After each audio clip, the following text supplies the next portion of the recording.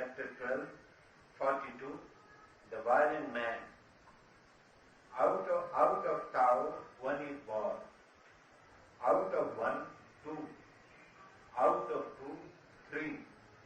Out of three, the created universe. The created universe carries the yin at its back and the yang at its front. Through the union of the pervading principles, it reaches harmony. To be orphan, lonely, and unworthy is what men hate most. Yet the princess and Jews call themselves by such names. For sometimes things are benefited by being taken away from and suffer by being added to. Others have taught this maxim, which I shall teach also. The violent man shall die a violent death. This I shall regard as my spiritual teacher.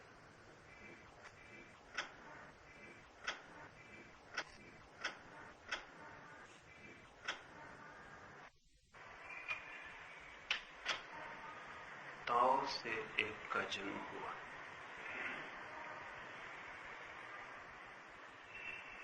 ताओ पर्यायवाची है शून्य का। वेदांत जिसे एक ब्रह्म कहता है, ताओ उससे भी पीछे। जिसे वेदांत एक ब्रह्म कहता है, अद्वैत कहता है, लाओ से कहता है, वो भी ताओ से पैदा हुआ।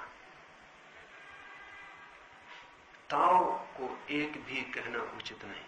ताओ है शून्य, ताओ है स्वभाव।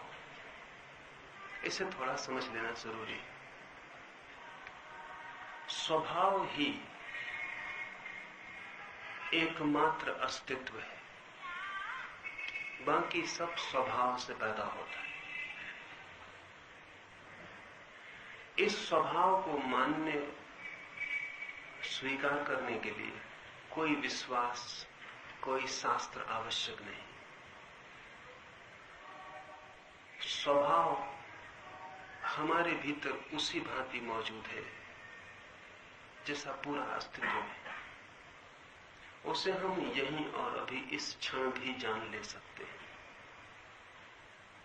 ब्रह्म एक सिद्धांत है, ईश्वर एक धारणा है, लेकिन ताओ एक अनुभव है।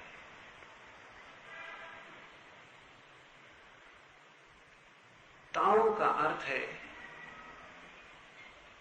तुम जिससे पैदा हुए, जो तुम्हारे भी पहले था, और तुम जिसमें लीन हो जाओगे और जो तुम्हारे बाद भी होगा। ताओ का कोई व्यक्तित्व नहीं है। जैसे सागर में लहरें उठती हैं, ऐसा स्वभाव में अस्तित्व की, व्यक्तित्व की लहरें उठती हैं। ये जो ताओ है, इसे कोई धार्मिक अधार्मिक विभाजन में बांटने की जरूरत नहीं। नास्तिक भी इसे स्वीकार कर लेगा।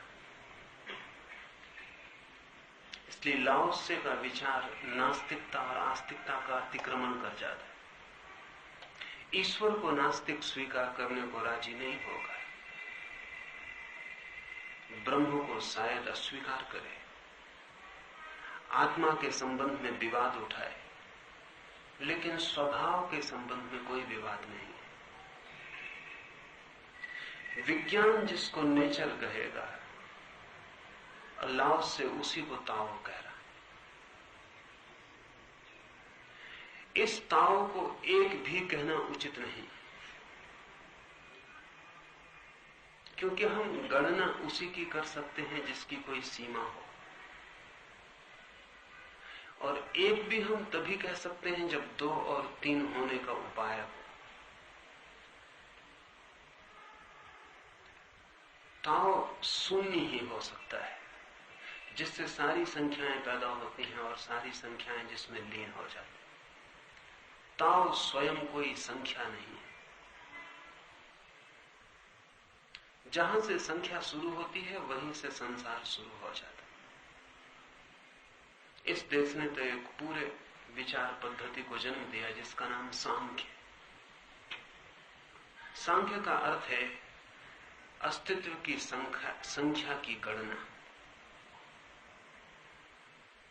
जहां से सांख्य शुरू होता है वहां से संसार शुरू हो जाता है। जिसकी हम गणना कर सकें, जिसे हम गिन सकें, जिसकी हम कोई धारणा बना सकें और जिसकी परिभाषा हो सके, वो हमसे छोटा होगा। जिसका हम अध्ययन कर सकें, मनन कर सकें, सोच विचार कर सकें, वो हमसे छोटा होगा। हमसे जो विराटतर है, जिससे हम पैदा होते हैं, उसकी कोई गणना नहीं हो सकती, उसकी कोई संख्या नहीं हो सकती। उस संबंध में हम जो भी कहेंगे वो गलत होगा। उस संबंध में हम सिर्फ चुप और मौन ही हो सकते हैं। इसलिए लाओ से कहता है ताओ से एक का जन्म हुआ।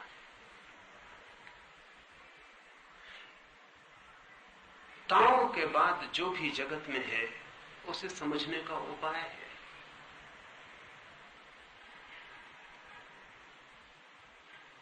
उसकी परिभाषा भी हो सकती है, उसके सिद्धांत भी निर्मित हो सकते हैं, उसे शास्त्र में बांधा जा सकता है।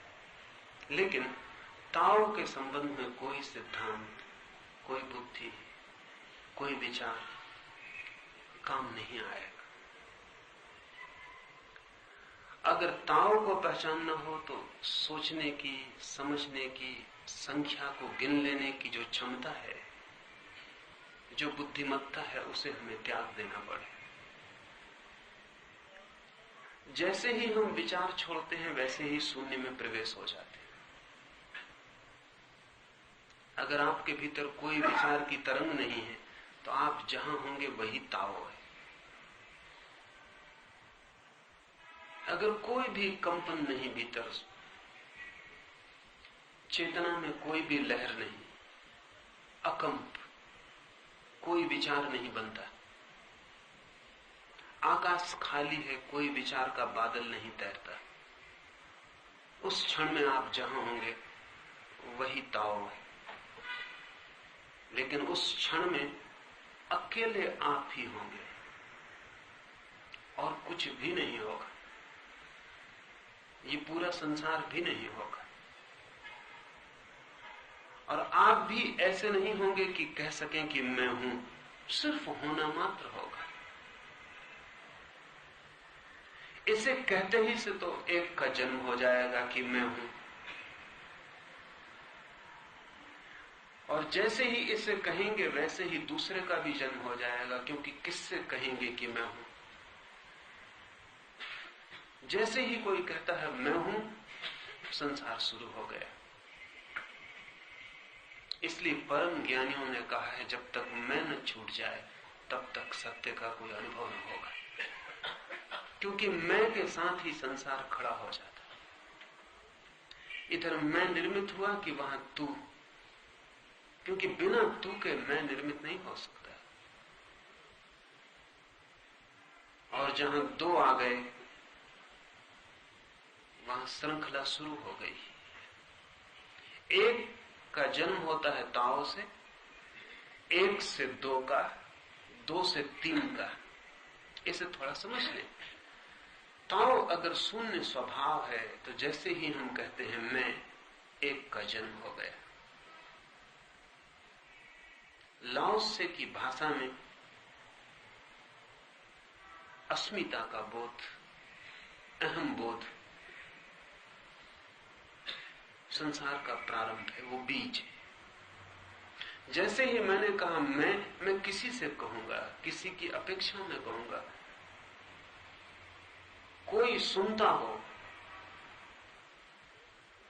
चाहे न सुनता हो, लेकिन जब भी मैं कहता हूं मैं हूं तो मैं दूसरे की अपेक्षा में ही कहता हूं। वो मौजूद ना भी हो तो भी दूसरा मौजूद हो गया।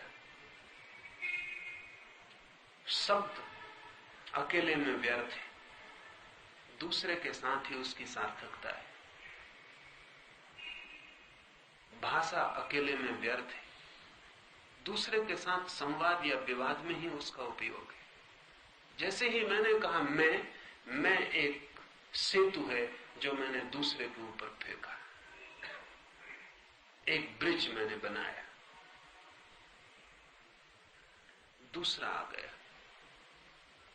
और जैसे ही दूसरा आया तीसरा प्रविष्ट हो जाता है, क्योंकि दो के बीच जो संबंध है वो तीसरा है। मैं हूं, आप हैं, फिर मेरे मित्र हैं या मेरे शत्रु हैं या पिता हैं या बेटे हैं या भाई हैं, या मेरे कोई भी नहीं। जैसे ही दूसरा आया कि संबंध और तीन निर्मित हो जाते हैं, और ऐसे संसार फैलता है। लेकिन मैं की घोषणा उसका आधार है। इससे पीछे लौटना हो तो मैं की शून्यता उपाय है। जैसे ही कोई व्यक्ति मैं को खोता है, पूरा संसार खो जाता है। इसलिए जो संसार को छोड़ने में लगते हैं वे व्यर्थ की मेहनत करते हैं। संसार छोड़ा नहीं जा सकता जब तक मैं हूं, क्योंकि मेरे मैं के कारण ही मैंने संसार चारों तरफ निर्मित किया है, बनाया है। वो मेरे मैं की ही उत्पत्ति है। जब तक मैं हूं तब तक गृहस्थी मिट नहीं सकती। जहां मैं हूं वहां मेरा घर और मेरी गृहस्थी निर्मित हो जाएगी, क्योंकि जहां मैं हूं वहां संबंध पैदा हो जाएंगे। तो जो घर को छोड़ के भागता है वो व्यर्थ ही भागता है, क्योंकि घर का बीज तो भीतर छिपा है। जो संसार को छोड़कर हिमालय जाता है वो व्यर्थ जाता है, क्योंकि हिमालय में भी संसार निर्मित हो जाएगा। मैं जहां भी रहूंगा वहीं संसार निर्मित हो जाएगा, क्योंकि मैं मूल हूं। मैं वृक्ष से बातें करूंगा और मैत्री निर्मित हो जाएगी, और वृक्ष कल तूफान में गिर जाएगा तो मैं रोऊंगा और दुख और पीड़ा निर्मित हो जाएगी। मैं जहां हूं वहां आसक्ति होगी, संबंध होंगे, संसार होगा। और ठीक संसार में खड़े होकर अगर मेरा मैं शून्य हो जाए तो वहीं मैं ताओ में प्रवेश कर जाऊंगा, वहीं स्वभाव निर्मित हो जाए, वहीं मैं उस मूल शून्य में खो जाऊंगा जहां से सबका जन्म होता है। ताओ से एक का जन्म हुआ, एक से दो का, दो से तीन का, और तीन से सृष्ट ब्रह्मांड का उदय हुआ।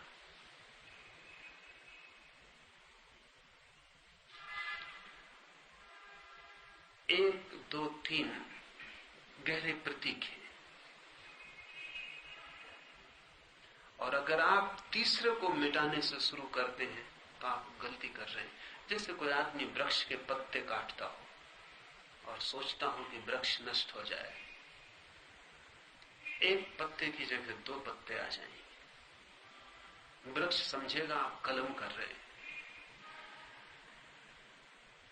संसार तो आखिरी बात है, वो तो पत्ते हैं। मैं जड़ हूं, मेरे बिना कोई संसार नहीं हो सकता। इसका यह अर्थ नहीं कि मैं नहीं रहूंगा तो वृक्ष, पर्वत, लोग नहीं रहेंगे, वो रहेंगे, लेकिन मेरे लिए वो संसार न रहेगा। जैसे ही मैं मिटता हूं वैसे ही उनके ऊपर जो आवरण थे व्यक्तित्व के, वो मेरे लिए खो जाएंगे। मुझे उनके भीतर का सागर दिखाई पड़ने लगेगा। उनकी लहरों की जो आकृतियां थी वो मेरे लिए व्यर्थ हो जाएंगी। लहरों के भीतर जो छिपा था सागर, वही सार्थक हो जाएगा। मेरे लिए संसार मिट जाएगा। संसार का मिटना दृष्टि का परिवर्तन है। मैं के बिंदु से जब मैं देखता हूं अस्तित्व को तो संसार है, और जब मैं शून्य होकर देखता हूं तो वहां कोई संसार नहीं। वहां जो शेष रह जाता है वही ताओ है, वही स्वभाव है।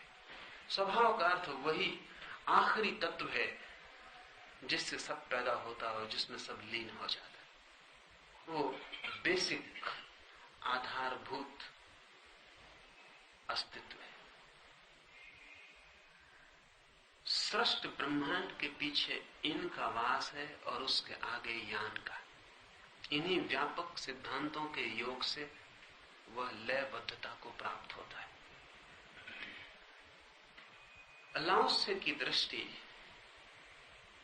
समस्त विरोधों के बीच संगीत को खोज लेने की है। जहां जहां विरोध है वहां वहां विरोध को जोड़ने वाली कोई लयबद्धता होगी, और जब तक हमें लयबद्धता न दिखाई पड़े तब तक हम भ्रांति में भटकते रहेंगे। स्त्री है, पुरुष है, स्त्री भी दिखाई पड़ती, पुरुष भी दिखाई पड़ता है, लेकिन दोनों के बीच एक लयबद्धता है, वो हमें दिखाई नहीं पड़ती। और जब भी स्त्री पुरुष उस लयबद्धता में आ जाते हैं तो उसे हम प्रेम कहते हैं, लेकिन प्रेम किसी को दिखाई नहीं पड़ता। और जब भी स्त्री पुरुष के बीच की वो लयबद्धता टूट जाती तो घृणा पैदा हो जाती। घृणा भी दिखाई नहीं पड़ती, व्यवहार दिखाई पड़ता है। दो व्यक्ति घृणा में हो तो दिखाई पड़ता है, दो व्यक्ति प्रेम में हो तो दिखाई पड़ता है। प्रेम दिखाई नहीं पड़ता, घृणा दिखाई नहीं पड़ती। प्रेम है दो विरोधी तत्वों का लयबद्ध हो जाना, उनके बीच का विरोध शत्रुता में न रह जाए, बल्कि विरोध के कारण ही एक लय पैदा हो जाए, विरोध परिपूरक हो जाए, कॉम्प्लीमेंटरी हो जाए, तो प्रेम का जन्म होता है। जीसस ने बार बार कहा है कि परमात्मा प्रेम है, और अगर जीसस के वचन का अर्थ समझना हो तो लाओत्से में खोजना पड़ेगा कि प्रेम का क्या अर्थ है। प्रेम का अर्थ है दो विरोधों के बीच लयबद्धता, और जहां भी दो विरोध के बीच लयबद्धता होती है वहां सृष्टि बड़े अनूठे श्रृंगार में और उत्सव में जन्म लेती है। आपका पूरा जीवन जन्म और मृत्यु के बीच एक लयबद्धता है, और जब आप पूरी तरह जीवंत होते हैं तो उसका केवल इतना ही अर्थ होता है कि मृत्यु और जन्म की जो प्रक्रिया है उसका सारा विरोध खो गया। बच्चे को हम पूरा जीवंत नहीं कहते, क्योंकि बच्चे में जन्म का प्रभाव ज्यादा है, मृत्यु का अंश कम है। बूढ़े को हम पूरा जीवित नहीं कहते, क्योंकि उसमें मृत्यु का प्रभाव ज्यादा हो गया और जीवन का जन्म का अंश कम हो गया। ठीक जवान आदमी को हम शिखर पर मानते हैं जीवन के, उसका कुल इतना ही अर्थ है कि ठीक जवानी के क्षण में मृत्यु और जन्म दोनों संतुलित हो जाते, दोनों बाजू तुला की एक रेखा में आ जाती। जवानी एक संगीत है जन्म और मृत्यु के बीच।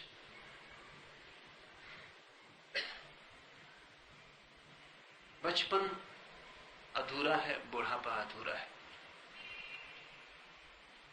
एक सूर्योदय है, एक सूर्यास्त, लेकिन जवानी ठीक मध्य बिंदु है जहां दोनों शक्तियां संतुलित हो जाती।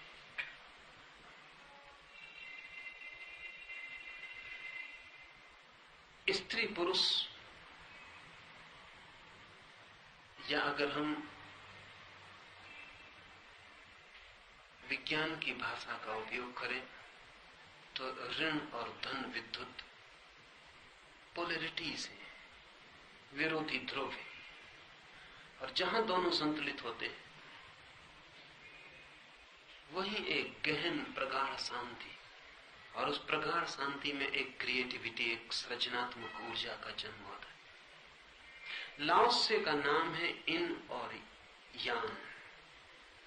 इन्हें वो दो विरोधी तत्व कहता है, चाहे स्त्री पुरुष कहें चाहे ऋण धन कहें, उसका शब्द है इन और यान। और लाओत्से कहता है इन दोनों विरोधों के बीच जो लयबद्धता है वही ताओ। लेकिन हम या तो पुरुष होते हैं या स्त्री होते हैं। हम एक ध्रुव से बंधे होते हैं, एक विरोधी अंग से, और इसलिए हम दूसरे विरोधी अंग की तलाश करते हैं। स्त्री पुरुष को खोज रही है, पुरुष स्त्री को खोज रहा है, जन्म मृत्यु को खोज रहा है, मृत्यु पुनः जन्म को खोज रही है। वो जो विरोधी है उसके बिना हम अधूरे, इसलिए उसकी खोज जारी रहती। ये थोड़ा समझने जैसा है कि हम सब जीवन में अपने से विपरीत को खोजते रहते हैं। आपकी सारी खोज विपरीत की खोज है। अगर आप गरीब हैं, दीन हैं, दरिद्र हैं, तो धन को खोज रहे हैं। और बड़े मजे की बात है कि जिनके पास सच में धन हो जाता है वो दरिद्रता को खोजने में लग जाते हैं। महावीर हैं, बुद्ध हैं, इनके लिए धन का आकर्षण नहीं है, ये परम दरिद्र होने की खोज कर रहे हैं। जीसस कहते हैं धन है वे जो दरिद्र हैं।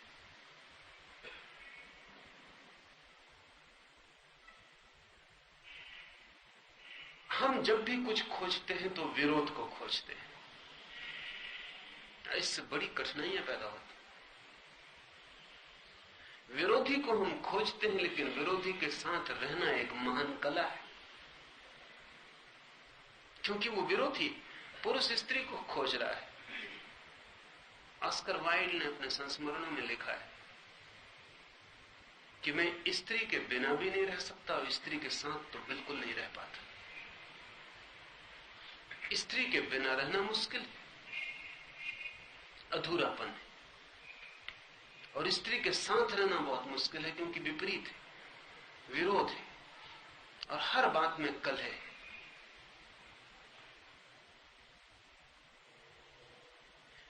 विपरीत एक दूसरे को आकर्षित करते हैं, लेकिन वो विपरीत है, और जब निकट आएंगे तो कलह शुरू हो जाएगी।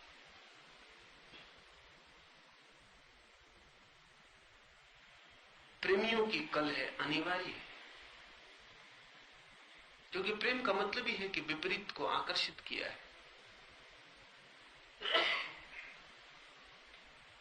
फ्रायड ने तो बड़ा ही निराशाजनक दृष्टिकोण लिया। उसका कहना है कि आदमी कभी भी सुखी हो नहीं सकता। आदमी का होने का ढंग ऐसा है कि वो दुखी ही होगा, क्योंकि जो भी वो चाहता है अगर न मिले तो दुखी होता है, अगर मिल जाए तो भी दुखी होता है।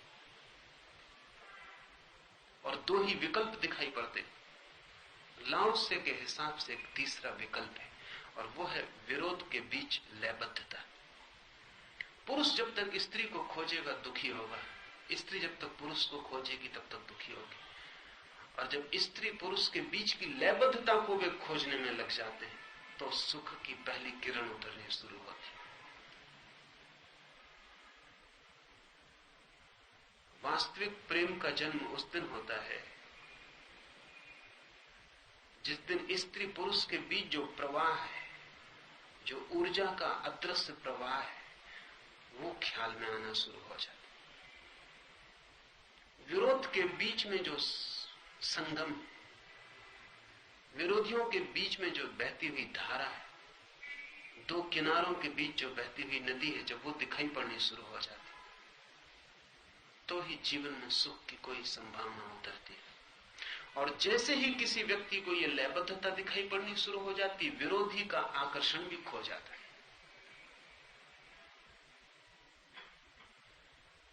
इस लयबद्धता की प्रतीति योग कहता है ध्यान है, तंत्र कहता है महासमाधि, महासंभोग का क्षण। लाओत्से कहता है इन और यांग के बीच एक संगीत का जन्म है। जहां भी आपको आकर्षण दिखाई पड़े, दो बातें समझ लेनी जरूरी है। पहला, कि जिससे भी आप आकर्षित हों वो आपका विपरीत होगा, इसलिए आप खतरे में उतर रहे हैं।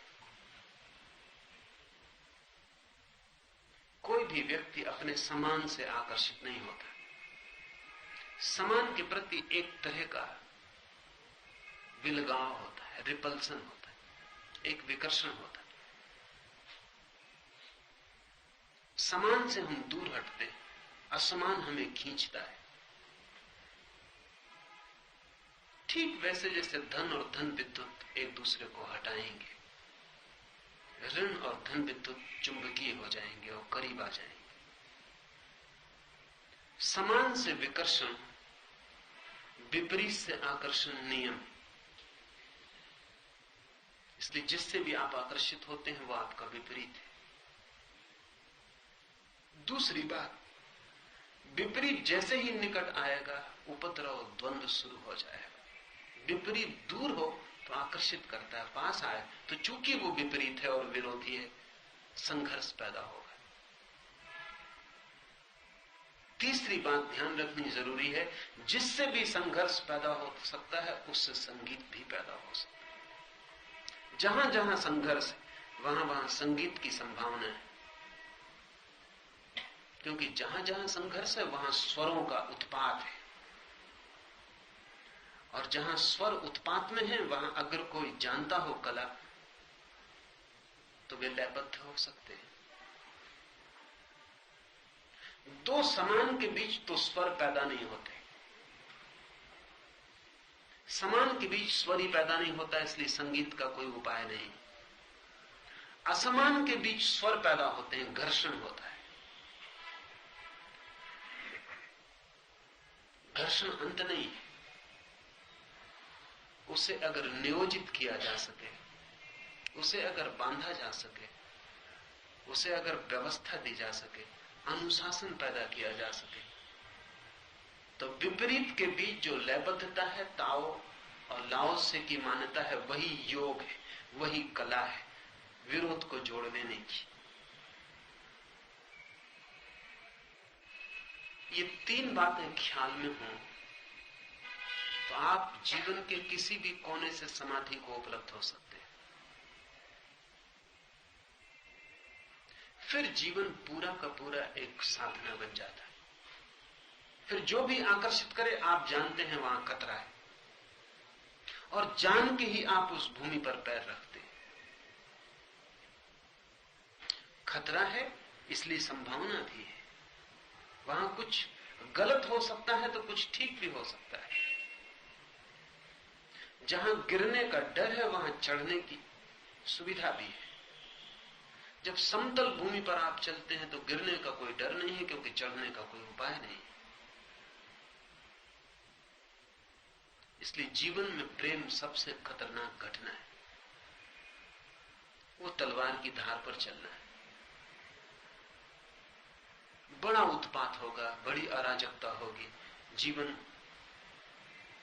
विपरीत के संघर्ष से भर जाएगा। अगर यहीं कोई रुक गया तो जो पत्थर सीढ़ी बन सकता था उसे आपने बाधा मान ली और आप वापस लौट गए।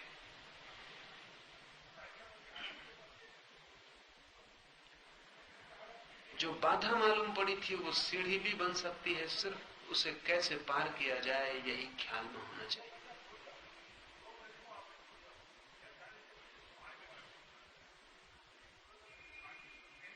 ब्रह्मांड के पीछे इनका वास है और उसके आगे यान का। इन्हीं व्यापक सिद्धांतों के योग से वह लयबद्धता को प्राप्त होता है। प्रति क्षण जीवन की सारी गति विपरीत से बंधी है। न केवल बंधी है बल्कि हर चीज अपने विपरीत में परिवर्तित हो रही है। ये बहुत आश्चर्यजनक ख्याल है लाओसे का, और अब विज्ञान भी उससे राजी होता है कि हर चीज अपने से विपरीत में परिवर्तित होती रहती। न केवल विपरीत से आकर्षित होती है बल्कि विपरीत में परिवर्तित होती है। स्त्रियों की उम्र जैसे जैसे बढ़ती जाती है उनमें पुरुष तत्व प्रकट होने लगता है। पुरुषों की जैसे जैसे उम्र बढ़ने लगती है उनमें स्त्रीणता प्रकट होने लगती है।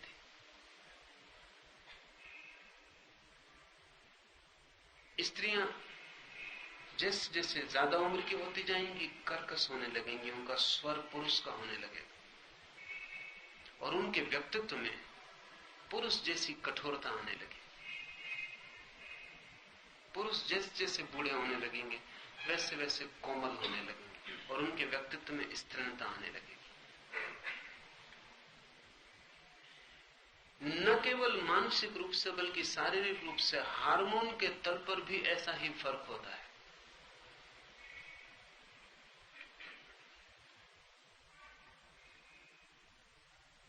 हर चीज अपने विपरीत की तरफ डोलती रहती है, बदलती रहती है। अक्सर ऐसा होता है कि अगर इस जन्म में आप पुरुष हैं तो अगले जन्म में आप स्त्री हो जाएंगे। बहुत लोगों के पिछले जीवन में झांक कर इसे नियम की तरह कहा जा सकता है कि अगर आप इस जन्म में पुरुष हैं तो पिछले जन्म में स्त्री। बहुत मुश्किल से ऐसा होता है कि आप इस जन्म में भी पुरुष हो और अगले में भी पुरुष हो। उसके कारण क्योंकि जिससे आप आकर्षित होते हैं, जिससे आप प्रभावित होते हैं और जिसकी आप कामना करते हैं, वही कामना तो आपके अगले जन्म का निर्धारक तत्व होगी। पुरुष स्त्री को चाह रहा है और स्त्री को सुंदर मान रहा है, उसे लगता है कि स्त्री में कुछ रहस्य छिपा है और जीवन भर वो स्त्री के संबंध में सोचेगा। स्वप्न और कल्पना, उसके मन के सारे तार स्त्री के आसपास घूमेंगे। उसके गीत, उसकी कविताएं, उसका संगीत सब स्त्री के आसपास घूमेगा। इसका स्वाभाविक परिणाम यह होने वाला है कि अगला जन्म आपका स्त्री का हो जाए। और स्त्रियां निश्चित ही पुरुष होना चाहती है। कोई स्त्री स्त्री होने से तृप्त नहीं है। स्त्री पुरुष से प्रभावित और आकर्षित है। इस जीवन में भी आप विरोधी की तरफ धीरे धीरे बदलते जाते हैं और अगले जीवन में तो आप निश्चित रूप से विरोध में उतर जाते हैं।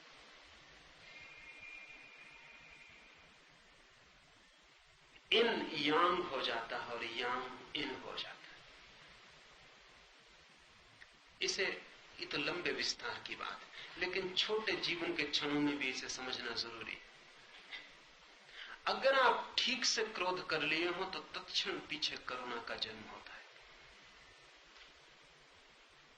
और अगर आप में करुणा का जन्म नहीं होता तो उसका अर्थ यही है कि आप क्रोध कभी ठीक से नहीं करते। वो ऑथेंटिक नहीं है, प्रामाणिक नहीं है।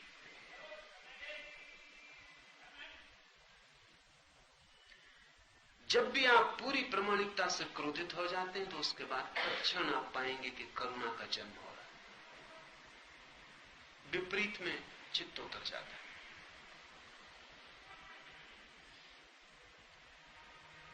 जब भी आप गहरा प्रेम करते हैं तो उससे तृप्त हो जाएंगे, और प्रेम के बाद विरोध और घृणा और संघर्ष की शुरुआत हो जाएगी। जैसे रात के बाद दिन है और दिन के बाद रात है, ऐसा ही आपके चित्त का प्रत्येक पहलू अपने विपरीत के साथ जुड़ा हुआ है। और जब भी एक पहलू तृप्त हो जाता है तो दूसरे पहलू का जन्म हो जाता है। मनस्विद कहते हैं कि नैतिक शिक्षण ने मनुष्य के जीवन से बहुत सी चीजें छीन ली, क्योंकि हम लोगों को झूठा होना सिखाते। हम कभी किसी बच्चे को नहीं कहते कि जब तुम क्रोध करो तो ठीक से और पूरी तरह ईमानदारी से क्रोध करना। हम उसे झुठलाने की कला सिखाते हैं। हम उसे कहते हैं अगर क्रोध आ भी जाए तो भी तुम छिपाना, पी जाना, चेहरे पर मत प्रकट होने देना। यही सुसंस्कृत होने का लक्षण। मुस्कुराते रहना, ढांक लेना क्रोध को। और हमारी आकांक्षा ये है कि शायद ऐसा व्यक्ति जो क्रोध नहीं करता बहुत प्रेम कर पाएगा। वो भ्रांत है, क्योंकि जिस जिस मात्रा में इसका क्रोध अप्रामाणिक हो जाएगा उसी उसी मात्रा में इसका प्रेम भी अप्रामाणिक हो जाएगा।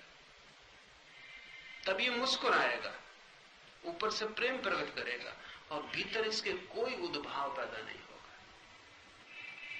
जब आप प्रेम में होते हैं कभी आपने ख्याल किया कि भीतर कुछ भी नहीं होता, जैसे आप कोई एक नाटक कर रहे हैं, जैसे कुछ काम है जो पूरा कर रहे हैं। बच्चा सामने आ जाता तो उसका सिर आप थपथपा देते हैं, लेकिन भीतर कुछ नहीं होता। मुस्कुरा देते हैं, उसको गले भी लगा लेते हैं, लेकिन भीतर कुछ भी नहीं होता। एक औपचारिकता है जो आप निभाते। आदमी बुरी तरह झूठ हो गया और उसका कारण है कि हम भय के कारण कि कहीं कुछ आदमी गलत ना हो जाए, कहीं क्रोध करके अड़चन में ना पड़ जाए, जो नकारात्मक है उसको हम रुकवाते हैं, लेकिन उसके साथ विधायक भी रुक जाता है। जो आदमी प्रामाणिक रूप से प्रेम करेगा वो प्रामाणिक रूप से क्रोध भी करेगा। उस समय तक, जब तक कि आप ताओ को उपलब्ध नहीं हो जाते, तब तक इस विरोध में ही आपको जीना पड़ेगा। और इस विरोध में जीना हो तो प्रामाणिक रूप से जीने से ही संभावना है कि किसी दिन आप लयबद्धता को उपलब्ध हो जाएं। अब प्रामाणिक आदमी के लिए तो कोई उपाय नहीं है, क्योंकि वो जीवन की धारा से उसका कोई संबंध ही नहीं जुड़ता है। ऊपर ऊपर सब ऊपर ऊपर है। उसकी प्रार्थना, उसकी पूजा, उसका प्रेम, उसकी घृणा, उसकी दुश्मनी, उसकी मित्रता, सब ऊपर ऊपर है। किसी बात से उसके कोई प्राण आंदोलित नहीं होते।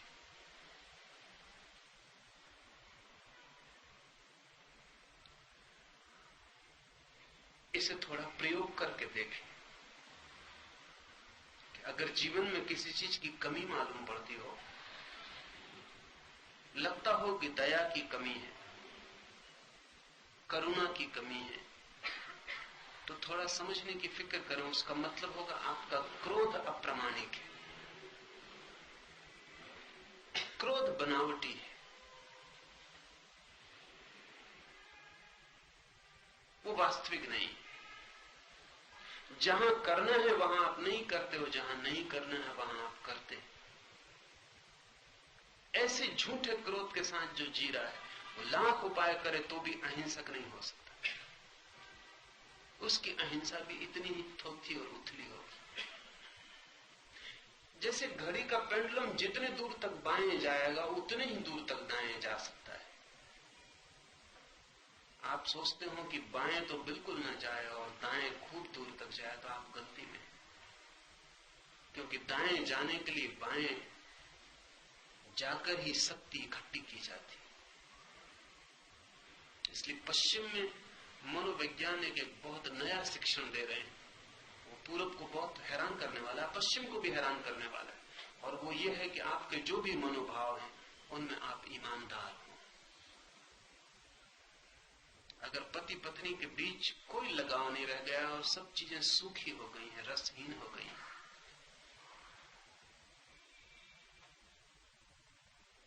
तो उन्हें कितना ही समझाया जाए कि वे प्रेमपूर्ण हो जाएं, व्यर्थ होगा। उन्हें समझाना होगा कि वे प्रामाणिक हो जाएं। अभी कल ही एक युवक और युवती मेरे पास आए, दोनों प्रेम में और विवाह करना चाहते।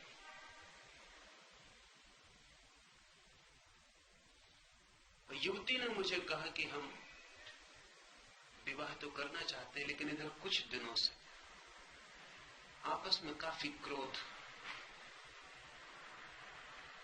पैदा हो जाता है। छोटी छोटी चीज में चिड़चिड़ाहट, नाराजगी और एक दूसरे पर टूट पड़ने की वृत्ति हो गई। तो मैंने उन्हें पूछा कि सिर्फ टूट पड़ने की वृत्ति या तुम टूट भी पड़ते हो? तो कहा कि नहीं, आप भी कैसी बात करते हैं, हम ऐसा तो नहीं कर सकते कि टूट पड़े। शारीरिक रूप से हमने कोई एक दूसरे पर हमला नहीं किया है। तो मैंने उनको कहा कि जब तुम प्रेम करोगे तब भी वो प्रेम भी फिर शारीरिक रूप से नहीं हो सकता।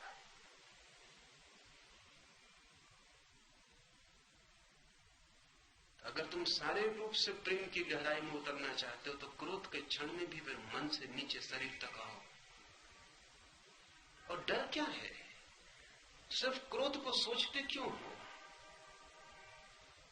और प्रेम को इतना कमजोर क्यों मानते हो कि झगड़ पड़ोगे, एक दूसरे को चोट पहुंचा दोगे तो प्रेम टूट जाए? इतना कमजोर प्रेम चलेगा भी कैसे? तो मैंने कहा तुम एक प्रयोग करो, अब जब तुम्हें दोबारा क्रोध आए तो तुम सिर्फ सोचना ही मत और दबाना मत, तुम उसे निकाल लेना और फिर लौट के मुझे खबर देना। सुबह ही वो आए थे, सांझ उन्होंने मुझे खबर भेजी कि आश्चर्यजनक है कि क्रोध के बाद हम इतने हल्के हो गए और पहली दफा इन महीनों में एक दूसरे के प्रति प्रेम का भाव उदय हुआ है और हम इतने करीब हैं जितने हम पहले कभी नहीं थे। विपरीत में एक संबंध है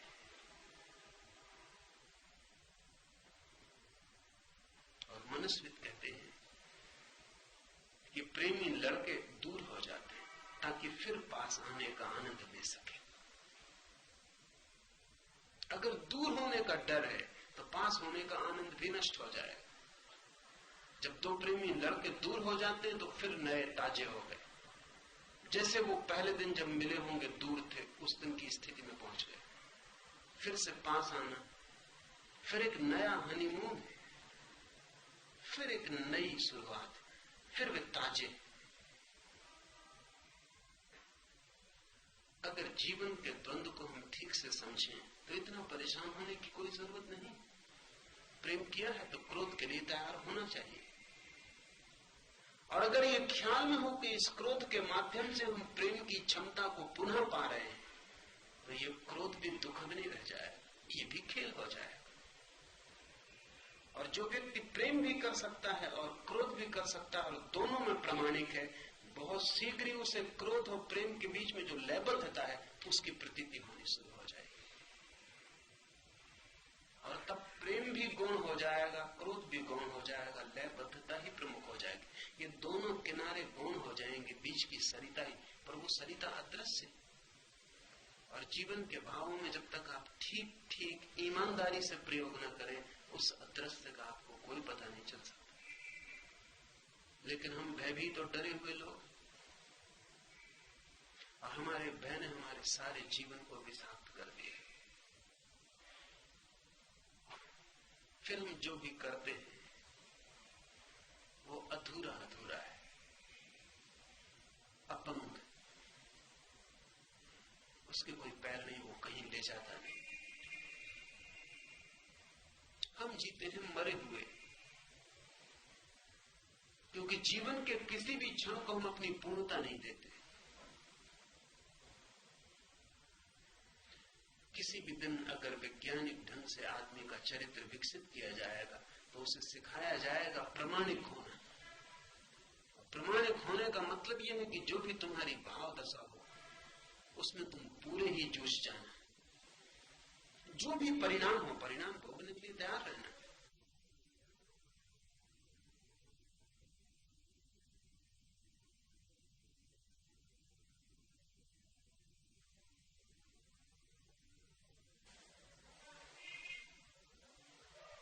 परिणाम के डर से हम पूरे जीवन को ही गंवा देते।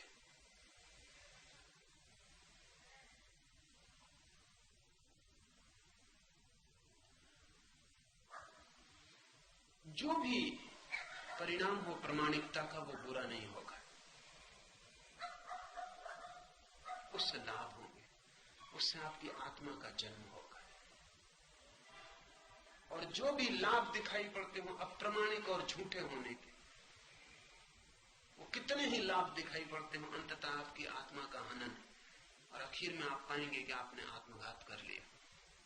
अपनी होशियारी में ही आप डूब मरे। लाओस से कहता है इन और यान ये दो विरोधी तत्व हैं, कोई स्त्री पुरुष कहें या जो भी नाम देना हो, प्रकृति पुरुष कहें, इन दोनों के बीच एक लयबद्धता है। ये दो तो दिखाई पड़ते, ये दो किनारे साफ, ये दृश्य है, इनके बीच बहने वाली धारा अदृश्य और अरूप। उस अरूप को देखने के लिए इन दोनों किनारों को स्पष्ट रूप से पकड़ लेना होगा। इसमें जरा भी बेईमानी और आदमी भटक जाता है। जो भी हमें मिला है, बुरा है या भला है, शुभ है या अशुभ, विधायक है या नकारात्मक है, हमें मिला है स्वभाव से। जरूर उसमें छिपा हुआ कुछ रहस्य। जल्दी उसे निंदा ना करें और जल्दी उसके त्याग की चिंता न करें। त्याग इतना आसान नहीं। त्याग तो केवल वे ही कर पाते हैं जो इन दोनों के बीच संतुलन को खोज लेते हैं। उनके किनारे अपने आप छूट जाते हैं। जिसको धारा मिल गई वो फिर किनारों की चिंता नहीं करता, वो छूट ही जाते हैं।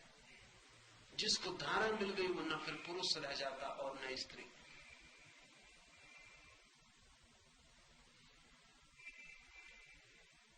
जिसको बीच का संतुलन मिल गया, संगीत मिल गया, वो न विधायक रह जाता, न नकारात्मक, न इन और न यांग। वो दोनों एक साथ हो जाता है, दोनों के एक साथ पार हो जाता है। इस पार अतिक्रमण करने वाली कला को ही लाओत्से ने योग कहा है। अनाथ, अयोग्य और अकेला होने से मनुष्य सर्वाधिक घृणा करता है। थोड़ा समझना, अनाथ, अयोग्य, अकेला होने से मनुष्य सर्वाधिक घृणा करता है। तो भी राजा और भूमिपति अपने को इन्हीं नामों से पुकारते, क्योंकि चीजें कभी घटाई जाने से लाभ को प्राप्त होती हैं और बढ़ाई जाने से हानि को। अनाथ, अयोग्य और अकेला, ये हमारे भय है।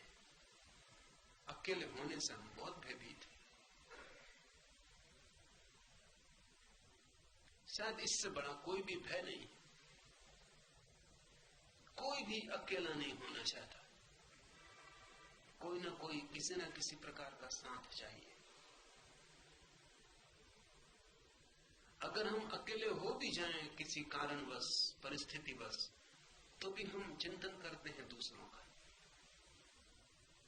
ताकि कम से कम कल्पना में कोई दूसरा रहे और हम बिल्कुल अकेले न हो जाएं।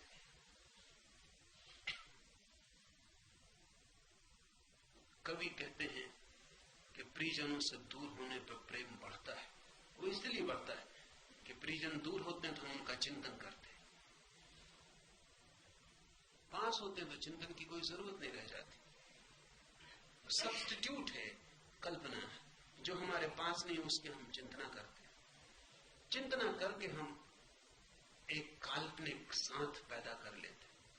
उपवास के दिन आदमी भोजन का विचार करता है, न मालूम किस किस प्रकार के भोजन की सोचता है। अनजाने ही, अचेतन में ही ये प्रवाह उठने लगता है। और जब तक आदमी उपवास करके भोजन की सोचता रहे तब तक उसका उपवास बिल्कुल व्यर्थ गया। वो सिर्फ भूखा मरा, क्योंकि उसे उपवास अभी आया ही नहीं। उपवास का अर्थ ही यह है कि भोजन का ख्याल ना हो। भोजन पेट में डालने से भी ज्यादा भोजन ख्याल में न डाला जाए तो उपवास हुआ। अकेले होने का अर्थ दूसरे का कोई विचार ना हो। अकेले होने में मौज हो, प्रसन्नता हो, दीनता ना हो। लेकिन अकेले होने से सभी डरते और सभी अकेले हैं, इसलिए सभी भयभीत। क्योंकि जिस सत्य से हम छूट नहीं सकते उस सत्य से हम भयभीत हैं। हर आदमी अकेला है, अकेला ही पैदा होता है, अकेला ही जीता है। भ्रम पैदा करता है कि कोई साथ है, इतना कोई किसी के साथ हो नहीं सकता। सब साथ काल्पनिक है। और दूसरा सोच रहा है आप उसके साथ, और आप सोच रहे हैं कि दूसरा मेरे साथ। ना आपको चिंता है दूसरे को साथ देने की, ना दूसरे को चिंता है आपको साथ देने की। एक दूसरे का शोषण, दूसरे की मौजूदगी से आपको लगता है भरा पूरा लगता है, अकेला नहीं हूं। लेकिन अकेला होना एक सत्य है, और जब तक हम अकेले होने की क्षमता न जुटा लें तब तक हम अपने स्वभाव से परिचित न हो सकेंगे। अकेले ही नहीं हो सकते तो स्वयं को कैसे हम जानेंगे? अकेले होने की तैयारी चाहिए, चाहे कितना ही भय मालूम हो, असुरक्षा मालूम हो, चाहे कितना ही मन करे कि साथ खोज लो, तो भी अकेले होने का साहस करना चाहिए। अभी बड़े मजे की घटना दुनिया में घटती, हम जो कुछ भी खोज करते हैं उस सब खोज के अंतिम परिणाम में हम अकेले हो जाते हैं। एक आदमी धन की तलाश करता है और अकेले होने से डरता है, और जितना ज्यादा धन उसके पास होने लगेगा उतना ही समाज उसका छोटा होने लगेगा। अब वो सभी से नहीं मिल सकेगा, अब उन थोड़े से लोगों से मिल सकेगा जो उसके स्टेटस, उसकी हैसियत के, और वो धन इकट्ठा करता जा रहा है, लोगों को पीछे छोड़ता जा रहा है। एक घड़ी आएगी जब वो अकेला हो जाएगा, जब उसकी स्टेटस का, उसकी हैसियत का कोई भी ना होगा। इसी के लिए जीवन भर उसने कोशिश की कि मैं आखिरी शिखर पर पहुंच जाऊं, गौरी शंकर पर खड़ा हो जाऊं, और जब वो गौरी शंकर पर खड़ा हो जाएगा तब हार्ट अटैक हो जाएगा, क्योंकि वो बिल्कुल अकेला हो गया। अब कोई संगी साथी न रहा, राजनीतिक उस मुसीबत में पड़ जाता। यात्रा करते करते जब वे चोटी पे पहुंच जाते तब अचानक पाते हैं कि बिल्कुल अकेले हो गए, उनका कोई संगी साथी नहीं। धन की खोज हो कि पद की खोज हो, बड़े विचारक, बड़े वैज्ञानिक इस हालत में पहुंच जाते, क्योंकि आइंस्टीन को लगता है किससे बात करे, क्योंकि उसकी भाषा भी कोई नहीं समझे। पत्नी है जरूर, लेकिन फासले बहुत हो गए। आइंस्टीन रह के अपनी पत्नी से भी बात नहीं कर सकता।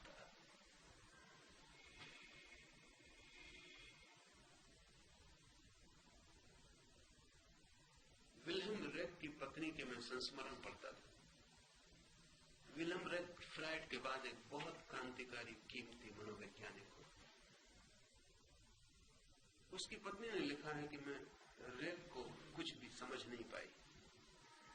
यह आदमी पागल था कि प्रतिभाशाली था, ठीक था कि गलत था, कुछ भी कहना मुश्किल है। विशिष्ट था इतना ही कहा जा सकता है, कुछ विशेष था, और कोई संबंध नहीं हो सकते। पहली पत्नी ने तलाक दिया, फिर दूसरी पत्नी ने छोड़ा, संबंध नहीं बन पाते, क्योंकि जिस जगत में वो विचर रहा है वहां वो बिल्कुल अकेला है। सभी बड़े विचारक उस हालत में पहुंच जाते हैं जहां उन्हें लगता है कोई उनका संगी साथी नहीं, एक अकेलापन अनुभव होता है। ये बड़ी हैरानी की बात है कि जिनको पागल होना चाहिए वो तो पागल नहीं होते। निक्सन पागल नहीं होते, माओ पागल नहीं होते, हिटलर पागल नहीं होता, जिनको कि पागल होना चाहिए। लेकिन बड़े विचारक, विलियम रेक पागल हो जाते, पागल खाने में मरता है।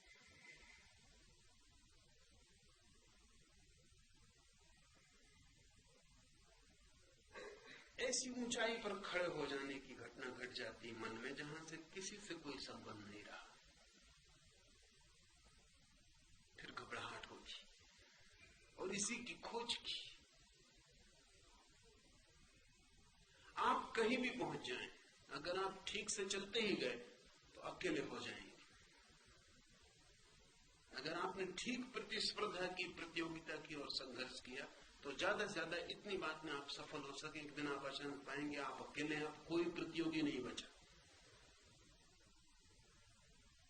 और तब आप घबरा जाते। इसलिए सभी सफलताएं अंत में असफलताएं सिद्ध होती, क्योंकि अकेला कोई होना नहीं चाहता।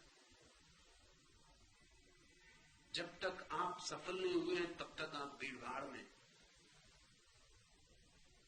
तब तक कुछ करने को बाकी। लाओ लाओस से कहता है अकेले होने से मनुष्य सर्वाधिक घृणा करता है, अयोग्य होने से बड़ी घृणा करता है। लेकिन लाओस से कहता है तुम्हारी योग्यता का मतलब क्या है, और जब तुम योग्य होते हो तो उसका परिणाम क्या है। लाओस का बड़ा अद्भुत ख्याल है योग्यता के बाबत। वो कहता है योग्यता का कुल मतलब इतना है कि लोग तुम्हें साधन की तरह उपयोग करेंगे अगर तुम योग्य हो। बाप अपने योग्य बेटे से बड़ा प्रसन्न होता है, क्योंकि बाप जो महत्वाकांक्षाएं पूरी नहीं कर पाया वो इस बेटे के कंधे पे सवार कर देगा। ये योग्य बेटा ये पूरी करेगा। जिस नासमझी में उसने अपनी जिंदगी गंवाई और वो अधूरी रह गई नासमझियां, ये योग्य बेटा उनको पूरी करेगा। योग पति से पत्नी बड़ी प्रसन्न होती। और कुल परिणाम क्या होगा इस योग पति का कि धन को बढ़ाता चला जाए। एंड्रू कार्नेगी ने कहीं कहा है, किसी ने उससे पूछा कि तुम इतना धन कैसे इकट्ठा कर पाए। 10 अरब रुपया वो छोड़ के मारा। तो उसने कहा कि मैं इकट्ठा कर पाया कहना मुश्किल है। मैं सिर्फ ये देखना चाहता था कि क्या मैं इतना धन भी इकट्ठा कर सकता हूं जो मेरी पत्नी खर्च न कर सके। मैं सिर्फ एक साधन था, मगर मैं ये देखना चाहता था क्या ये हो सकता है कि मैं उस जगह पहुंच जाऊं, इतना धन कमा लूं कि मेरी पत्नी खर्च न कर सके। लेकिन पत्नी खर्च कर रही, पति योग्य है,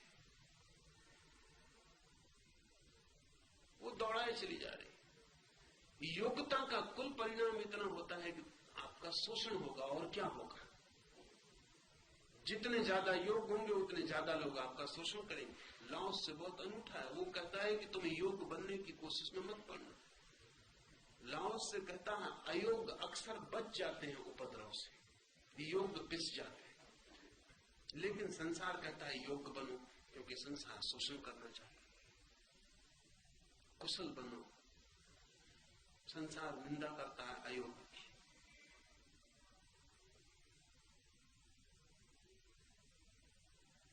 योग की प्रशंसा करता है, लेकिन संसार उसी की प्रशंसा करेगा जो बलि का बकरा होने को है। और सभी लोग भयभीत हैं कि अयोग न हो जाए। क्यों भयभीत? क्योंकि अयोग को संसार प्रतिष्ठा नहीं देता, अहंकार की तृप्ति नहीं देता। और क्या भय है? अयोग को यही भय है कि अगर कोई कह दे कि तुम अयोग हो तो कोई मूल्य ना रहा, कोई कीमत ना रही। बाजार में कोई मूल्य न हो तो आदमी लगता है मैं निर्मूल्य हो गया।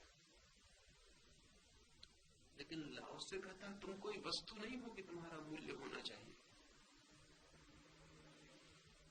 और अगर योग्य हो कि तुम्हारा कोई मूल्य है तो तुम्हारा मूल्य नहीं है, किसी और चीज का मूल्य है जो तुमसे पैदा हो रही।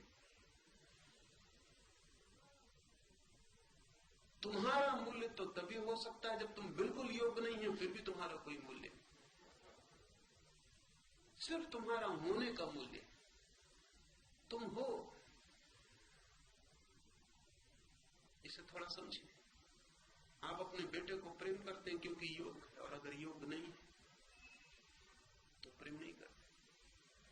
आपका बेटे से प्रेम है या बेटे से कुछ आप उपाय लेना चाहते हैं, कुछ काम लेना चाहते हैं, कोई साधन पूरा करना चाहते हैं, तो बेटा एक उपकरण है, एक मीन्स, साध्य नहीं। बेटा साध्य अगर हो तो उसकी योग्यता अयोग्यता अर्थ नहीं रखती। फिर उसका होना, उसका बीइंग, उसका अस्तित्व मूल्यवान है। आप प्रसन्न हैं क्योंकि वो है, उसका होना काफी है। उसके होने के अतिरिक्त और कुछ भी नहीं चाहिए। अगर प्रेम का अर्थ समझे तो यही हो सकता है, किसी व्यक्ति का होना बिना किसी बाजार के मूल्य के हिसाब के, बिना इस धारणा के कि वो किसी साधन में, किसी साध्य का साधन बन सकता है। सिर्फ उसका होना। लाओसे ने बड़ी प्रशंसा की है अयोग्य होने की कला की।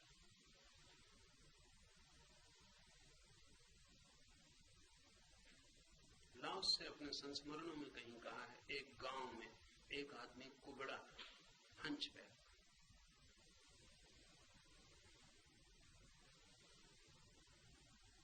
ने सारे जवानों को पकड़ लिया, क्योंकि युद्ध का समय था और हर व्यक्ति को फौज में जाना जरूरी था। सिर्फ गांव में जो कुबड़ा आदमी था वो तो किसी काम का नहीं था, उसे छोड़ दिया। लाओस से उसके पास गया और कहा कि धन्य हो तुम, अगर तुम योग्य होते तो आज गए, अयोग्यता ने ही तुम्हें बचाया। तुम परमात्मा को धन्यवाद दो, क्योंकि योग्यता मरेगी युद्ध के मैदान पर। और लाओस से हमेशा तलाश में रहता था कि अयोग्यता कैसा कवच,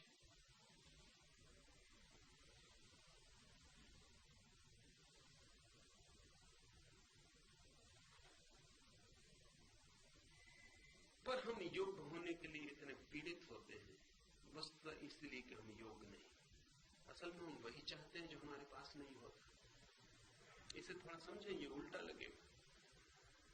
अयोग्य होने को तो वही राजी हो सकता है जो योग्य है ही, और जिसकी योग्यता किसी बाह्य आधार पर निर्भर नहीं है, जिसके होने पर, जिसके स्वभाव पर निर्भर है।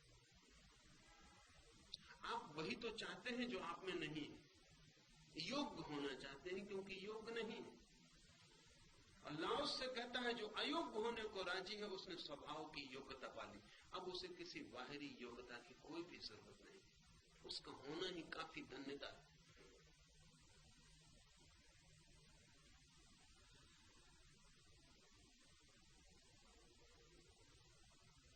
हम सबके भीतर जो नहीं है उसे ढांकने की चेष्टा चलती है। कमजोर आदमी शक्तिशाली दिखना चाहता है, हो सके तो अच्छा, ना हो सके तो कम से कम दिख सके। कमजोर आदमी कमजोर नहीं दिखना चाहता, सब तरह के उपाय करता है कि कोई उसकी कमजोरी न पहचाने। अयोग्य आदमी सब तरह की योग्यता का आवरण अपने आसपास खड़ा करता है कि कोई उसकी अयोग्यता न पहचाने। एडलर ने बहुत काम किया इस सदी में हीनता की ग्रंथि पर, इंफीरियरिटी कॉम्प्लेक्स पर, और उसने कहा कि जितने भी उपाय जगत में चल रहे हैं वो सब हीनता की ग्रंथि से पैदा होते हैं। जिस संबंध में जो आदमी अपने को हीन अनुभव करता है उसकी पूर्ति में लग जाता है, दौड़ने लगता है। वो भयभीत है कि कोई उसके भीतर के घाव को देख न ले।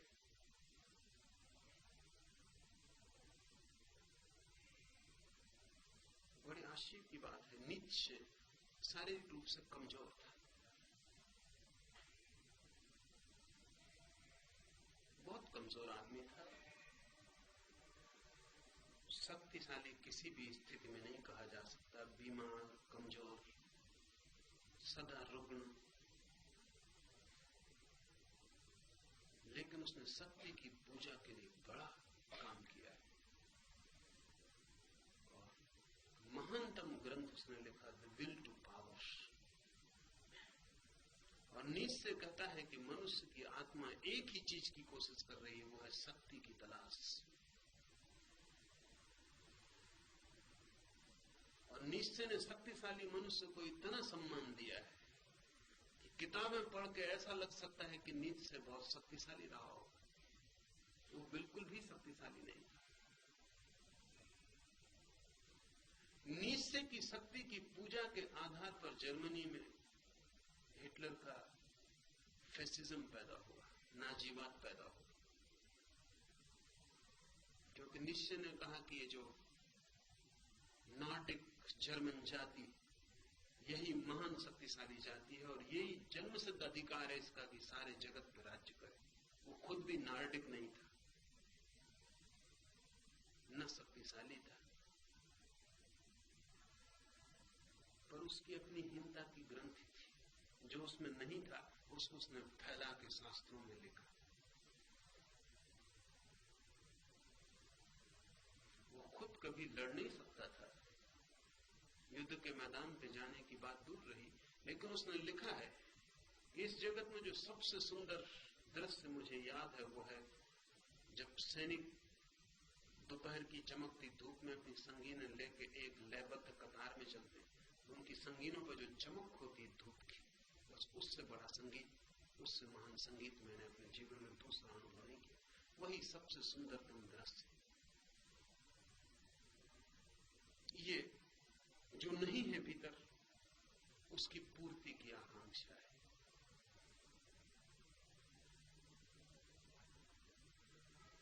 अगर हम अपने भीतर भी झांकेंगे तो हमें समझ में आ जाएगा कि जो हमारे भीतर नहीं है उसी की पाने की हम कोशिश में लगे। महावीर लात मार सके राज्य को क्योंकि भीतर का राज्य समझ में आ गया। हम नहीं मार सकते हैं राज्य को लात। हम दीन दरिद्र भिखमंगे। बुद्ध भिखमंगे होकर खड़े हो सके क्योंकि भिखमंगापन भीतर न रहा। हम भिखमंगे होकर खड़े नहीं हो सकते क्योंकि हम जानते हैं हम भिखमंगे हैं, और अगर बाहर भी भिखमंगे हो गए तो सारी बात ही खुल जाएगी, सारा राज ही खुल जाएगा। बुद्ध खड़े हो सकते हैं भिखमंगे होकर क्योंकि भिखमंगे होने से कुछ राज नहीं खुलता, बल्कि भीतर का सम्राट पूरी तरह प्रकट हो जाता है। लाओस से कहता है हम अयोग्य होने से डरते हैं क्योंकि हम अयोग्य हैं। अकेले होने से डरते हैं क्योंकि हम अकेले हैं। अनाथ होने से डरते हैं क्योंकि हम अनाथ हैं। हम जो हैं उसी से हम डरे हुए। अनाथ का अर्थ है हेल्पलेस, असहाय। लेकिन हम स्वीकार करने से बचना चाहते हैं कि हम असहाय, कि अकेले, कि अयोग्य। और ठीक इससे विपरीत अवस्था पैदा करने की कोशिश में हम जीवन को गंवा देते। लाओस से कहता है जो तथ्य है उसे स्वीकार करो। तथ्य की स्वीकृति मुक्तिदायी। और इसका यह मतलब नहीं कि लाओस से कहता है तुम अयोग्य रह जाओगे, कि अकेले रह जाओगे, कि अनाथ रह जाओगे। लाओस से यह कहता है कि जिस दिन तुम समझ गए कि तुम अकेले हो, फिर तुम अकेले नहीं हो। ये जरा जटिल है, क्योंकि जिस दिन तुमने स्वीकार कर लिया कि तुम अकेले हो, ये जीवन का तथ्य, उसी दिन अकेलापन मिट गया। दूसरे को खोजते थे इसलिए अकेलापन मजबूती से बना रहता था। अब तुमने स्वीकार कर लिया कि तुम अकेले हो, जीवन का तथ्य, दूसरे की खोज छोड़ दी। धीरे धीरे तुम भूल ही जाओगे कि तुम अकेले हो, और जिस दिन तुम भूल जाओगे तुम अकेले हो, उस दिन दूसरा भी मिट जाएगा, तुम भी मिट जाओगे, और वही रह जाएगा जो स्वभाव है, जो ताओ, जो सबके भीतर छिपा है। वो कभी अकेला नहीं। हम अकेले इसलिए कि हम लहर की भांति अपने को अलग मान लिए हैं सागर से, और फिर दूसरी लहरों के साथ एक होने की कोशिश कर रहे हैं। खुद भी क्षणभंगुर लहर है, दूसरी क्षणभंगुर एक दूसरी लहर के साथ निकटता बना रहे ताकि अकेलापन मिट जाए। खुद क्षणभंगुर दूसरे क्षणभंगुर तत्व से मिलकर अकेलापन मिटा रहे। लाओस से कहता है कि लहर जिस दिन समझ ले कि अकेली है, ये स्वभाव है, दूसरी लहर की चिंता छोड़ दे, उसी दिन उसे नीचे के सागर का बोध शुरू हो जाए। दूसरे पे आंख गड़ी रहे तो भीतर आंख नहीं जाती, दूसरे के कारण ही बाहर भटकती है। इसलिए अगर इस अकेलेपन के गूढ़ता को समझें तो पर्वत पर जाना संसार को छोड़ने के लिए नहीं, सिर्फ अकेले होने के लिए सार्थक है। वो कोई त्याग नहीं है, वो सिर्फ अकेले होने के अनुभव में उतरने की व्यवस्था है। वो दूसरे से भागना नहीं है, वो अपने में उतरने के लिए सिर्फ सुविधा जुटाना है, ताकि मैं अपने अकेलेपन को उसकी पूरी नग्नता में जान लूं। जहां कोई दूसरा न होगा, दूसरे का मैं चिंतन न करूंगा, वहां मैं अपने अकेलेपन को उसकी पूरी नग्नता में, पूरी प्रगाढ़ता में जान लूंगा। और जिस दिन कोई उसे उसकी पूरी प्रगाढ़ता में जान लेता है, स्वीकार कर लेता है, उसी दिन अकेला नहीं रह जाता, उसी दिन मूल स्वभाव में उतर जाता। फिर कोई दूसरा नहीं है, मैं ही हूं। और जो जान लेता है कि अयोग्यता होगी ही क्योंकि मैं पूर्ण नहीं हूं, लहर कैसे योग्य हो सकती है? और लहर कुछ भी पाले, उसके पाने का कोई मूल्य नहीं है, क्योंकि लहर खुद मिट जाने वाली है, उसका पाया हुआ भी उसके साथ मिट जाने वाला। लहर कुछ भी उपलब्ध कर ले, उसकी उपलब्धि कोई कीमत नहीं रखती। तो आप कितने ही योग्य हो जाएं, आप ही खो जाएंगे। और जहां आधारशिला खो जाने वाली है, वहां जो भवन योग्यता का है, उसका क्या मूल्य है? थोड़ी देर के लिए दूसरों की आंखों में चमक सकते हैं, लेकिन दूसरों की आंखों का क्या मूल्य? वे आंखें भी कल मिट्टी हो जाएंगी। थोड़ा इतिहास झांक के देखें, क्या मूल्य है नेपोलियन का या सिकंदर का? क्या मूल्य? न होते तो क्या फर्क? अगर आप भी नेपोलियन रहे हो, कोई न कोई तो रहा होगा, तो आज आपको क्या मूल्य है? आज आपको कोई ये बता भी दे कि आप नेपोलियन थे, ये प्रमाणित हो जाए, तो आज आप हंसेंगे। कल यही आपके साथ हो जाने वाला है। कल आप मिट्टी में गिर जाएंगे, आपकी प्रतिष्ठा, योग्यता, यश, सम्मान, समादर सब मिट्टी में गिर जाएगा आपके साथ। जिन्होंने दिया था वे भी मिट्टी में गिर जाएंगे।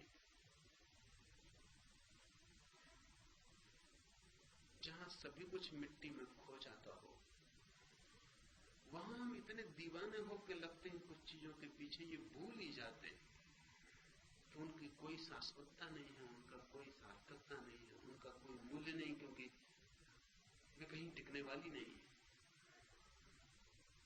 लाओस से कहता है, योग्यता की दौड़ अहंकार की दौड़ है, अयोग्यता की स्वीकृति विनम्रता का भाव है कि मैं अयोग्य हूं। इसका ये मतलब नहीं है कि ऐसा अयोग्य आदमी कुछ भी ना कर पाएगा। लाओस से कहता है यही कर पाएगा, क्योंकि योग्य आदमी तो योग्यता संभालने में ही जीवन की ऊर्जा खो देता है। राजनीतिज्ञ क्या कर पाते, धनपति क्या कर पाते, क्या है उनकी उपलब्धि, क्या है जोड़? लगते हैं बहुत करते हुए, हाथ आखिर में कुछ भी आता नहीं।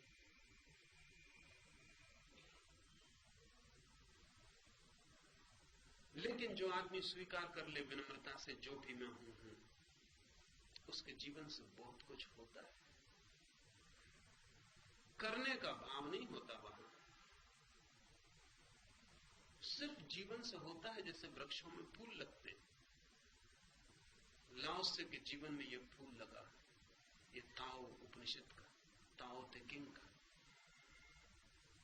ये कोई चेष्टा से नहीं हुआ, इसके लिए कोई प्रयास नहीं किया गया, इसके लिए कोई दौड़ धूप नहीं की। ये ऐसे ही हुआ जैसे वृक्ष में फूल आ जाता। ये लाओसे की जो जीवन की ऊर्जा है, उसका सहज प्रस्फुटन है। इसके पीछे कहीं कोई कर्ता का भाव नहीं। ऐसा हुआ क्योंकि ऐसा लाओसे में हो सकता था। न लाओसे लिखना जानता है, न लाओसे बोलना जानता है, लेकिन फिर भी ये महानतम वचनों की श्रृंखला उससे पैदा हुई। इसके लिए कोई भी आयोजन उसने किया नहीं,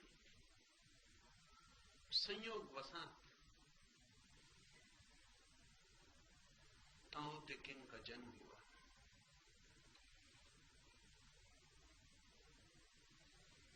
हैपनिंग है, डूइंग नहीं। एक घटना है जो घटी, जिसके लिए लाओसे भी नहीं कह सकता कि क्यों। न घटती तो कोई हर्ज न था, घट गई तो कोई सम्मान, कोई प्रतिष्ठा उसके लिए मिलनी चाहिए, ऐसी कोई आकांक्षा नहीं। बड़े मजे की बात है कि लाओसे इन वचनों को बोलकर खो गया, फिर उसका पता नहीं चला।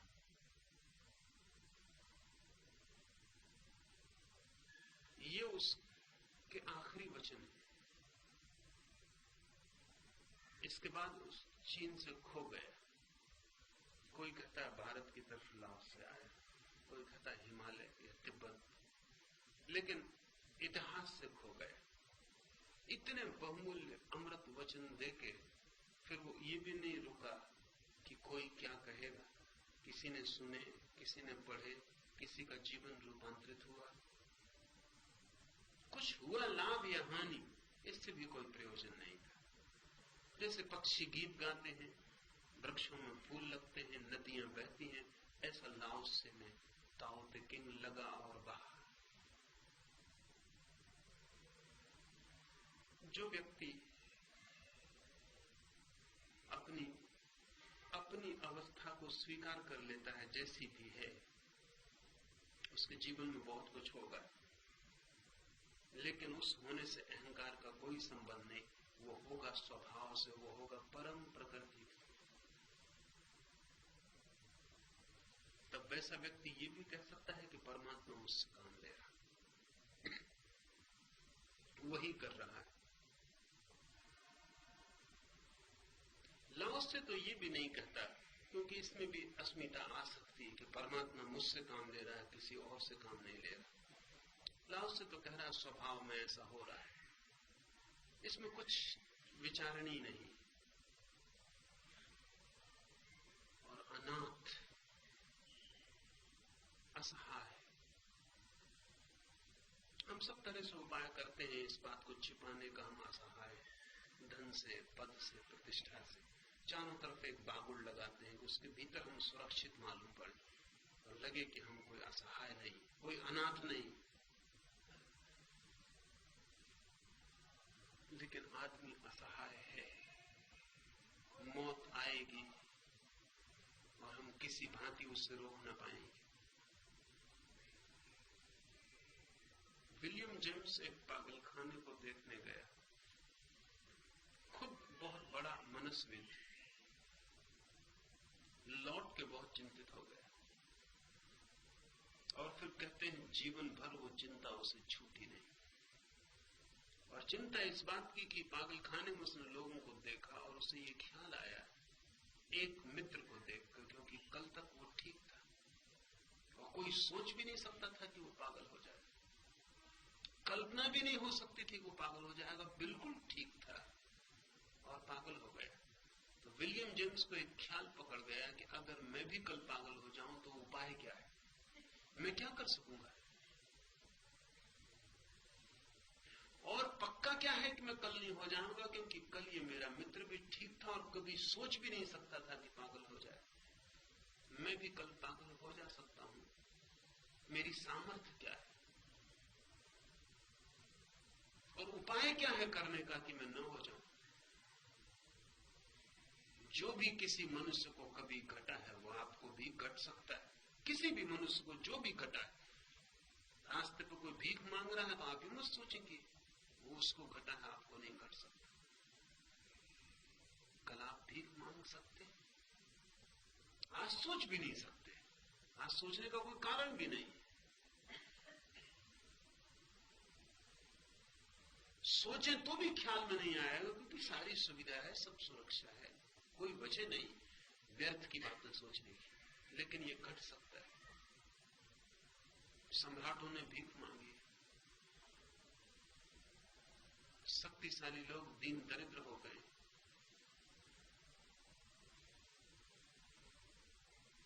रूस में लेनिन के पहले सत्ता में आने के पहले करेंस्की प्रधानमंत्री था, बड़ी शक्तिशाली आदमी था। फिर क्रांति हुई, कम्युनिस्ट क्रांति में करेंस्की खो गए। फिर लोग उसको भूल ही गए कि करेंस्की की कभी कोई ताकत थी। 1960 में पता चला कि अमेरिका में वो किराने का काम, एक दुकानदार है छोटा सा, अब किराने का काम बेचने का काम। 1960 में 1917 से खोया हुआ है। कोई सोच भी नहीं सकता कि लेनिन दुकान पर बैठ के कहीं किराना बेच रहा होगा। करेंस्की एक दिन लेनिन से बड़ी ताकत का आदमी था। जब लेनिन कुछ भी नहीं था तब करेंस्की प्रधानमंत्री था। लेकिन ये हो जाता है। जो किसी भी मनुष्य को घटा है वो आपको भी घट सकता है। कोई दुख, कोई पीड़ा, कोई आघात, पागलपन, मृत्यु, दीनता, दरिद्रता, कुछ भी मनुष्य मनुष्यता को जो भी हो सकता है वो प्रत्येक मनुष्य को हो सकता है। असहाय हम बिल्कुल हैं, और जब हो तो हम कुछ भी नहीं कर सकते। हमारी नाव किसी भी क्षण डूब सकती, क्योंकि नावें रोज डूबती, और एक न एक दिन सभी नाव को डूबना ही पड़ता है। अगर किसी तरह हम बचा भी लिए तो बचा के पहुंचेंगे कहां? कितने ही बच के जाएं, आखिर में मौत में पहुंच जाते हैं। सब बचाओ मौत में ले जाते।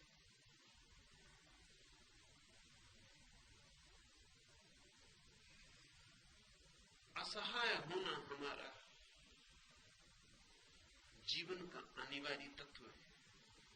लाओस से कहता है, अनाथ, अयोग्य और अकेला होने से मनुष्य सर्वाधिक घृणा करता है। और ये तथ्य, और जो तथ्य से घृणा करता है वो सत्य को कभी भी नहीं जान सकेगा। तो भी राजा और भूमिपति अपने को इन्हीं नामों से पुकारते, लेकिन चीन के सम्राट अपने को इन्हीं नामों से पुकारते रहे, अनाथ, अयोग्य, अकेला, किसी कारण से। इसलिए नहीं कि वे बहुत बुद्धिमान थे,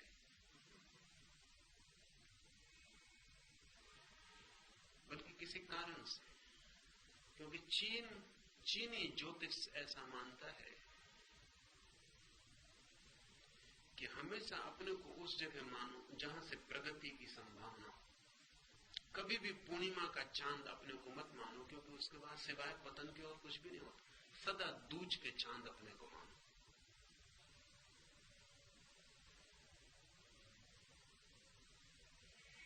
तो बढ़ सकते हो। इसलिए चीन के सम्राट अपने को सदा अनाथ, अयोग्य और अकेला मानते रहे, ताकि बढ़ती की संभावना रहे। किसी बुद्धिमत्ता के कारण नहीं, लेकिन एक पुरानी परंपरा के कारण। पर परंपरा बुद्धिमानों से जन्मी है, क्योंकि जिन्होंने ये कहा कि अपने को दूज के चांद की तरह समझो, उन्होंने बड़ी कीमत की बात कही। उन्होंने ये कहा ताकि तुम सदा फैल सको, सदा बढ़ सको, गुंजाइश हो, स्पेस हो, जगह हो, सिकुड़ न जाओ। इसलिए विनम्र आदमी बढ़ सकता है, अहंकारी नहीं बढ़ सकता। वहां जगह नहीं है बढ़ने की। वो जो भी हो सकता था, जो होने की संभावना थी, वो मानता है वो है ही।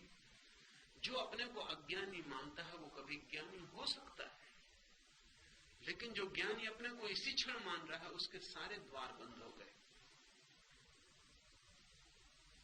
जो अपने को शून्य मानता है वो पूर्ण हो सकता है। सब द्वार खुले,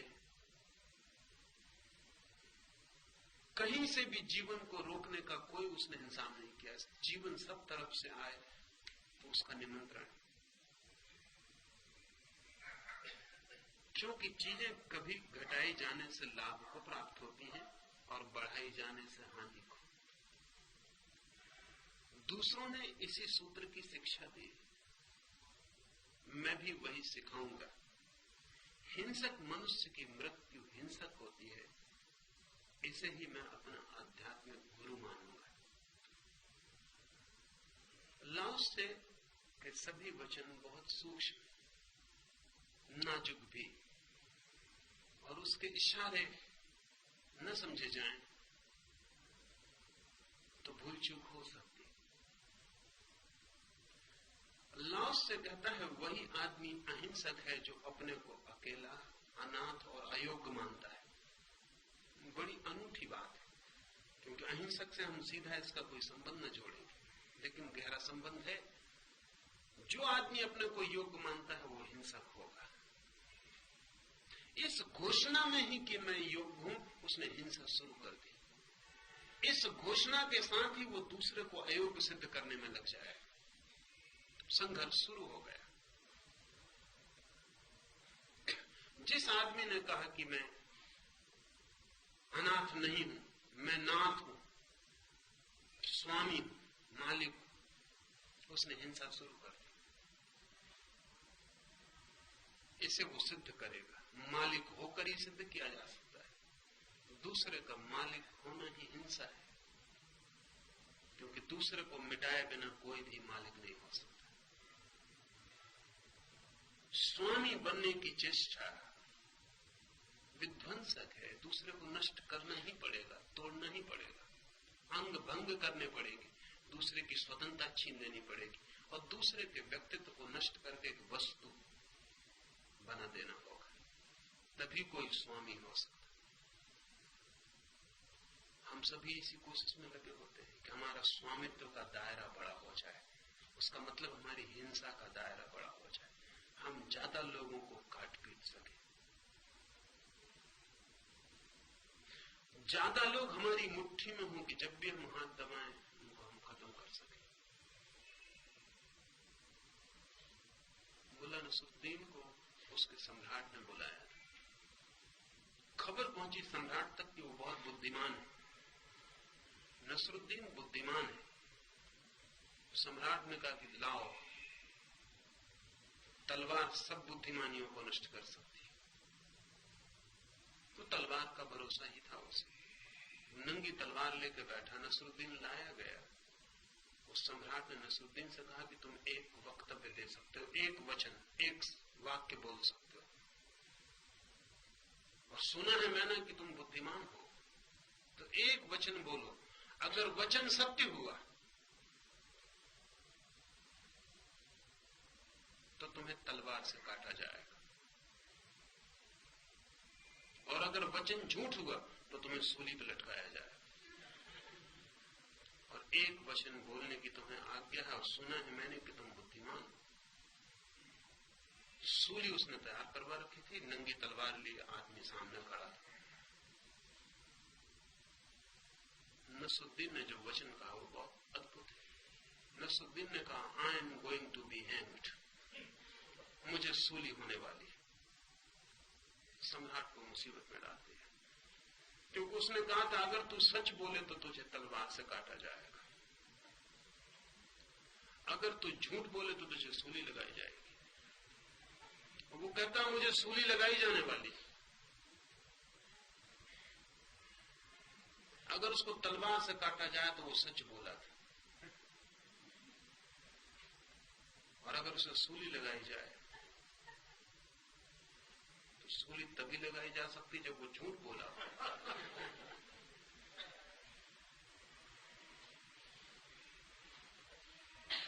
सम्राट ने कहा कि तुमने मुझे मुसीबत में डाल दिया।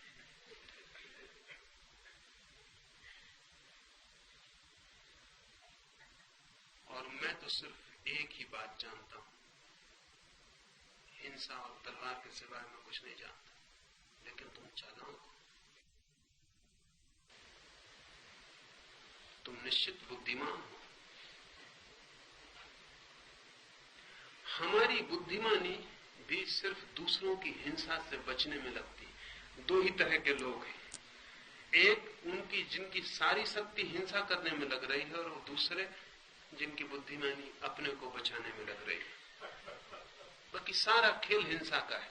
या तो हम से बचने की कोशिश में लगे हुए, मगर सारा जीवन या तो हम स्वामी बनना चाहते हैं या कोई हमें गुलाम न बना ले, इसकी फिक्र में। पर दोनों हालत में हमारा संदर्भ सदा हिंसा है। लाओस से कहता है, जो अपने को अनाथ, अयोग्य और अकेला मान लेता है वो हिंसा से मुक्त हो जाता है।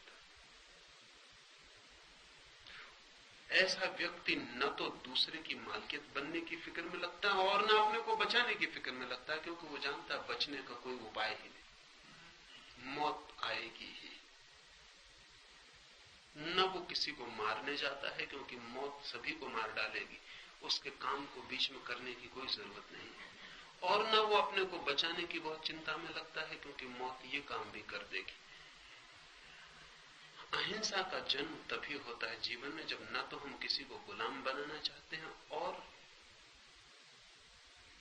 न हम किसी के गुलाम बनना चाहते हैं, न गुलाम बनने से बचना चाहते हैं। हम हिंसा की भाषा में सोचते ही नहीं। और जो व्यक्ति भी अनाथ, अयोग्य और अकेला मानने को राजी हो जाए, वो एक सूक्ष्म द्वार से जैसे हिंसा के जगत के बाहर हो जाता है। इसका ये मतलब नहीं कि हम उसे नहीं मार डाल सकते, हम उसे मार डाल सकते हैं, लेकिन फिर भी हम उसे छू नहीं सकते। हम उसकी गर्दन काट सकते हैं, लेकिन फिर भी हम उसे नहीं काट सकते। गर्दन कटते क्षण में भी उसे हम चोट नहीं पहुंचा सकते, क्योंकि उसने इसे स्वीकार ही कर लिया था कि जीवन का अनिवार्य अंग है मृत्यु। वो कैसे घटती है ये कौन है, घटना उसका अनिवार्य है, वो सुनिश्चित है। दूसरों ने भी इसी सूत्र की शिक्षा दी है, मैं भी वही सिखाऊंगा। हिंसक मनुष्य की मृत्यु हिंसक होती है। इस सूत्र में बहुत सी बातें हैं। जो दूसरों का मालिक बनना चाहता है वो आखिर में पाता है कि दूसरे उसके मालिक बन गए। जो किसी को गुलाम बनाता है वो उसका गुलाम बन। जो हम दूसरों के साथ करते हैं उसका ही प्रतिफल हम पर लौट आता है। यही होगा भी, जीवन का सीधा नियम है। हम जो जीवन की तरफ फेंकते हैं वही जीवन हमें लौटा देता है। जो भी हमें मिलता है वो हमारा ही दिया हुआ है, जो जीवन के हाथों वापस आया है, चाहे समय कितना ही लगा हो और हम भूल भी गए हो कि हमने ही दिया था। जब कोई गाली आपके पास आती है तो शायद आपको याद भी ना हो, क्योंकि हो सकता है बड़ा समय बीत गया हो, जन्म जन्म बीत गए हो, लेकिन जो दिया है वही वापस लौट आता है। हम हिंसा करते हैं, हिंसा हमारे ऊपर चारों तरफ से बरस जाती है। हिंसक मनुष्य की मृत्यु हिंसक होती है।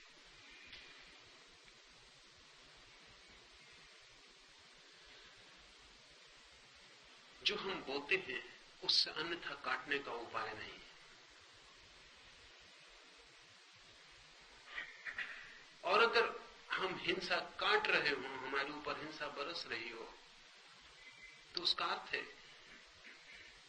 कि उसे भी हम चुपचाप स्वीकार कर ले कि वो हमारा पिछला हिसाब है जो साफ हुआ जा रहा है, लेकिन प्रतिकार न करें।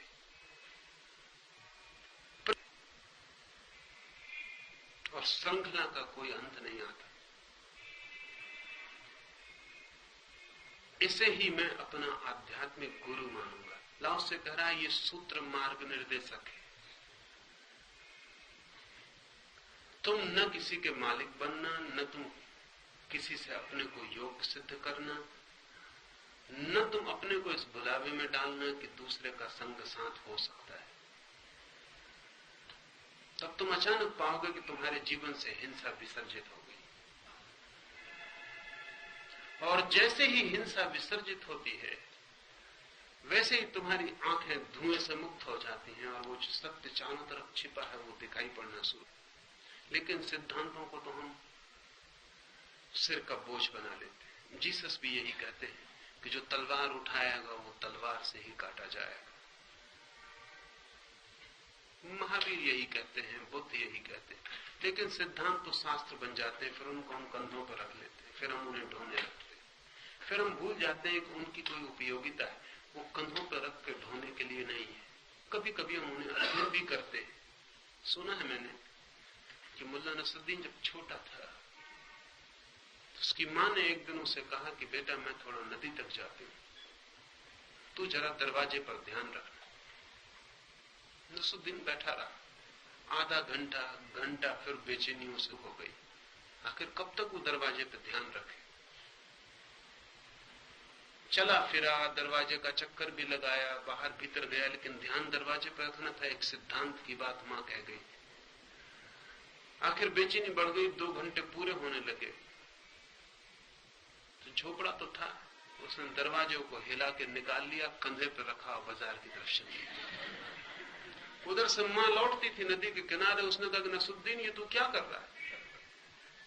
मैंने तो उससे कहा था दरवाजे पे ध्यान रखना। उसने कहा कब तक ध्यान रखते? मैंने सोचा दरवाजा साथ ही रखो, ध्यान रखने की कोई जरूरत ही नहीं। जहां जाओ दरवाजा साथ ही रहेगा, फिक्र भी कुछ नहीं, ध्यान रखे हुए हो। वो मकान और असुरक्षित हो गया। हम भी मार्ग निर्देशक सूत्रों पर ध्यान रखे हुए हम सबको पता है कि क्या ठीक है, पर वो हमारे कंधे पे बंधा है। उसमें हमारे जीवन का कोई संबंध नहीं है, और जीवन में हम पूरी चेष्टा यही कर रहे हैं जो कहा गया है कि मत करना। फिर हम दुख पा रहे हैं। मेरे पास लोग आते हैं, वो कहते हैं हम जीवन में सब अच्छा कर रहे हैं, फिर भी हम दुख पा रहे हैं। ये नहीं हो सकता। उसका मतलब गलत ही, या वो गलत की भी व्याख्या ऐसी कर रहे हैं कि उनके शास्त्र से मेल खा जाती है, लेकिन वो कर तो गलत ही रहे। अब ये हो सकता है कि आप राजनीतिक बन के लोगों के मालिक ना बने, ये हो सकता है धन इकट्ठा करके लोगों के मालिक ना बने, आप गुरु हो जाएं और लोगों की गर्दन जकड़ लें, तो एक ही बात है। और गुरु जिस बुरी तरह गर्दन पकड़ सकता है, कोई भी नहीं पकड़ सकता। गुरु से बचने का उपाय नहीं, क्योंकि आप हमेशा गलत हैं, वो हमेशा ठीक है। और कुछ लोग सिर्फ इसीलिए ठीक रह सकते हैं कि वो आपको गलत करने का मजा। आपका गुरु बिल्कुल नियम के अनुसार चल सकता है, सिर्फ इसलिए उसको आपको भी नियम के अनुसार चलाने का मजा लेना। बहुत से गुरु विदा हो जाएं अगर उनके शिष्य चले जाएं, उनके सब नियम टूट जाएं, क्योंकि उन नियमों का केवल एक रस था कि उनके माध्यम से मालिकियत मिलती थी। आप 3 बजे रात उठ सकते हैं अगर 1000 आदमियों को आपको 3 बजे रात उठाने का मजा लेना हो, और तब आपको बिल्कुल कष्ट नहीं होगा। 3 बजे आप इतने मजे से उठाएंगे जिसका हिसाब नहीं, और लोग शायद यही सोचेंगे आप ब्रह्म मुहूर्त में उठने का मजा ले रहे हैं, लेकिन मन बहुत अद्भुत, वो 1000 आदमियों को सताने का मजा ले रहा है कि उनको 3 बजे रात उनको भी उठना पड़ेगा। आप रास्ते निकाल सकते हैं बुरा करने के, इस भांति की वो अच्छे मालूम, लेकिन आदमी की बड़ी गहरी तलाश अहंकार की पूर्ति की ही बनी रहती, दूसरे को नीचा दिखाने की बनी रहती। वो कैसे नीचे दिखाता है ये बात दूसरी, धन से नीचे दिखाता है, पद से कि ज्ञान से, ये बात दूसरी की त्याग से, मगर दूसरे को नीचे दिखाने का जो रस है वो कायम बना रहता है, और जब तक वो न मिट जाए तब तक जीवन से हिंसा का कोई अंत नहीं। हिंसक मनुष्य की मृत्यु हिंसा से होती है। इसे ही मैं अपना आध्यात्मिक गुरु मानता हूं। इस सूत्र को ही लाओस से कहता है, अगर कोई व्यक्ति ठीक से जीवन में और उधारी की जरूरत न रह जाएगी, सूत्र काफी गुरु है। आज इतना है।